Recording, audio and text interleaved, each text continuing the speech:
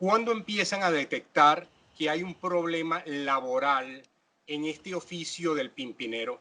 Y más o menos estamos hablando de un oficio que tiene como cuánto tiempo, cuántos años. Nosotros hacemos un seguimiento al sector petrolero en temas de transparencia y responsabilidad.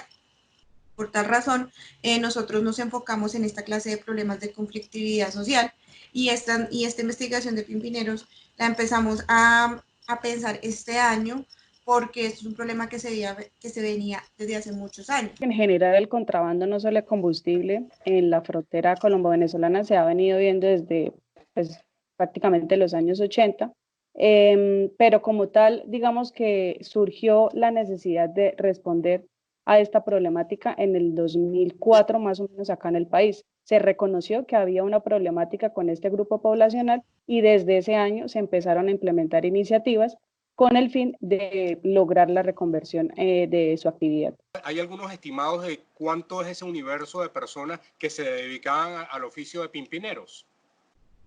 Bueno, digamos que ahí con respecto a esas cifras, y yo lo menciono en la investigación, y es que en el 2015, cuando se cierra la frontera, se ve la necesidad, solo en el 2015 se ve la necesidad de hacer un censo a este grupo poblacional. Sin embargo, cuando yo estuve conversando con la líder sindical de los pimpineros, de la señora Yuleima García, ella me comentaba que ese censo realmente no refleja unas cifras muy ciertas, en el sentido de que, digamos que se hizo en muy poco tiempo y personas que no pertenecían al gremio quedaron censadas. Y lo grave de esto es que este censo es el que utiliza el ministerio, la autoridad local, para implementar las iniciativas. Entonces, el año pasado, el grupo de estudios de la Universidad Simón Bolívar se puso a la tarea de hacer una caracterización. Entonces, en esta caracterización, realmente se censaron a las personas que hacen parte de Sintra Gasolina, es decir, el sindicato de los pimpineros. Alrededor de 1.200 pimpineros fueron caracterizados con esta caracterización. ¿A cuánto compraban ellos el combustible que venía de Venezuela? ¿Cuánto lo revendían y por qué eso era atractivo venderlo en Colombia? Bueno, el diferencial siempre ha sido como como lo más llamativo del negocio, por decirlo así, pero realmente en el año pasado nosotros hicimos una investigación pues que se enfocó netamente en la dinámica del contrabando y yo estuve conversando con un coronel de la POLFA, Policía Fiscal y Aduanera, que se encarga de todos estos temas de incautación de contrabando, de combustible contrabando, y él decía que, y incluso conversamos con taxistas y me decían que realmente el diferencial, digamos, de precio de lo que se vende en las estaciones de Colombia, o bueno, de la frontera, las estaciones de la frontera con respecto a lo que venden las pimpinas son como 1.000 pesos de diferencia, 1.000 pesos colombianos de diferencia.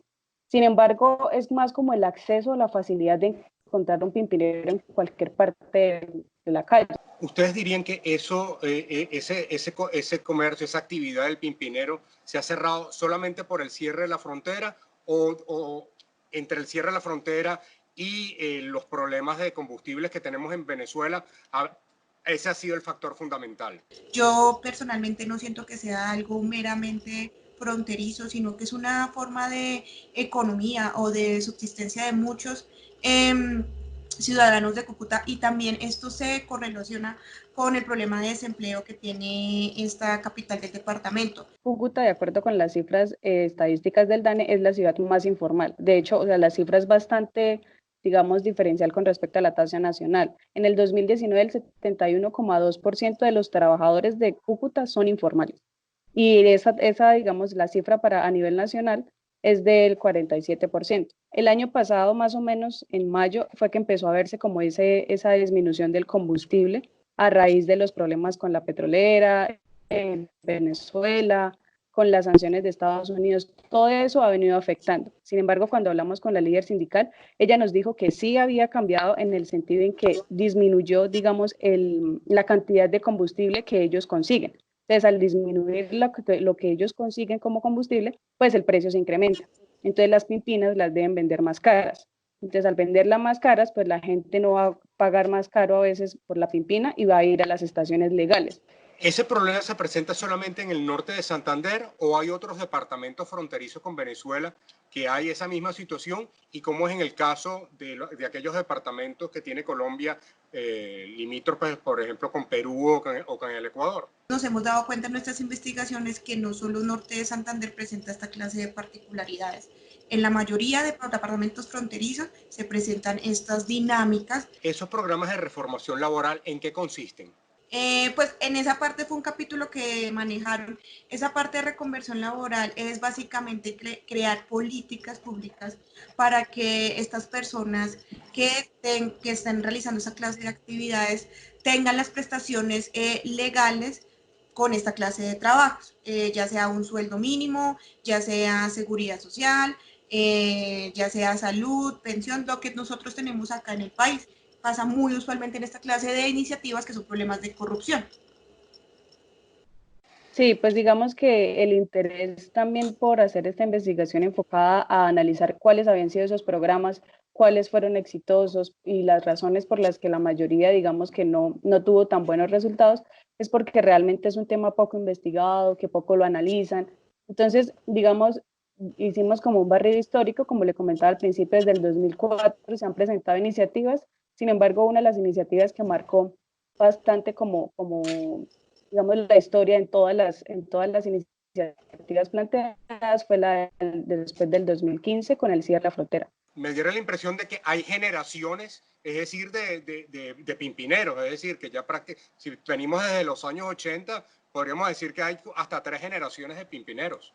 Que viene como de generación en generación y como que, y más, pues como le decía, ante la falta, pues digamos que los padres le dan ese negocio a sus hijos y así, como le decía, la señora duró 10 años trabajando como pimpinera, sin embargo, ya llegó un punto en que se cansó y pues digamos se cansó de la informalidad, por decirlo así, y le surgió esta idea.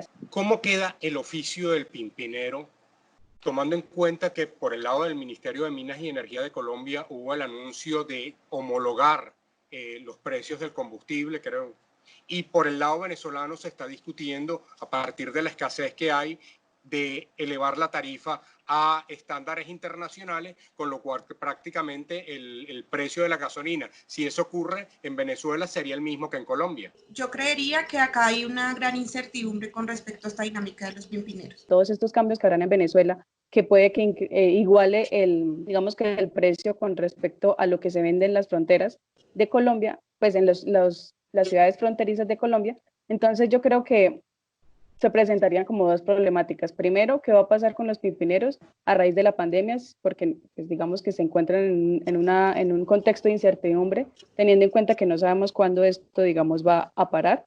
Y segundo, cuando ya todo, digamos, que se normalice y si se presenta, digamos, este cambio en Venezuela, va a dejar de ser rentable. Y es ahí cuando el gobierno nacional, los gobiernos locales deben aprovechar, porque la gente tiene la disposición, al ver que ya no es un negocio rentable, pues digamos que de alguna forma están más dispuestos a buscar otras alternativas, pero buscarlas solos es imposible. Debido a la escasez que tenemos nosotros en Venezuela por los problemas de las refinerías y las sanciones que impiden importar, se ha revertido en menores cantidades algo de ese combustible que antes iba de Venezuela hacia Colombia, ahora hacia Colombia, hacia Venezuela. ¿Saben ustedes algo de eso? De que ahora ese negocio de pimpineros sería la inversa, es decir, hacia Venezuela. Hemos venido notando nosotros desde el año pasado que ahorita es casi increíble que lo que pasa es que desde Colombia se está llevando gasolina desde Venezuela y eso es algo que nunca se pensaba. Y no solo está pasando en el norte de Santander, es algo que también está pasando mucho en Arauca, en La Guajira y en Cesar. El taxista me lo contaba que ahora los pimpineros, o sea, en esa época, pues digamos ante la desesperación, al ver como que la situación cambió un poco, que en ese momento estaban haciendo, digamos, contrabando de Colombia a Venezuela y que por eso, digamos, en esa época se estaban viendo presencia de policía en las estaciones para controlar que lo que se comprara fuera, digamos, para el uso netamente, sí, de una persona, para evitar, digamos, esta dinámica.